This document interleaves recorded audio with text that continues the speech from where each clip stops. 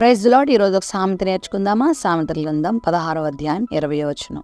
ఉపదేశమునకు చెవియొగ్గువాడు మేలునొందును, యెహోవాను ఆశ్రయించువాడు ధన్యుడు. మనకు దైవోపదేశం చేసేవారు మనతో ఉండడం, మనకు చాలా ధన్యత. దైవ ఉపదేశాలు మనకు వినబడుతున్నప్పుడు వాటికి మనం చెవి ఇస్తే మనం చాలా ఆశీర్వదించబడతాం.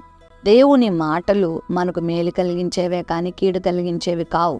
చాలామంది దేవుని మాటలకు చెవినివ్వరు, కానీ తమను పాడు చేసే మాటలకు, తమను నిత్య నరకానికి నడిపించే మాటలకు, తమ జీవితాన్ని సర్వనాశనం చేసేటువంటి అపవాది మాటలకు చెవినిస్తారు. ఏదైనా తోటలో అవ్వ అపవాది మాటలకు చెవిచ్చింది. తద్వారా ఏదైనా తోటల నుండి బహిష్కరించబడింది. మనకు తెలుసు, ఆమె దేవుని మాటలకు చెవిచ్చుంటే, దేవుని మాటకు లోబడుంటే, దేవుని మాటలు హృదయంలో పెట్టుకొని ఉంటే అపవాదికి చెవినిచ్చేది కాదు. మరి ఆమె జీవితం మాత్రమే కాకుండా ఆమె కుటుంబం, ఆమె ద్వారా మానవ జాతి అంతటికీ కూడా శాపాన్ని చేకూర్చిపెట్టింది. ఉపదేశం విందాం, యెహోవాను ఆశ్రయించుదాం.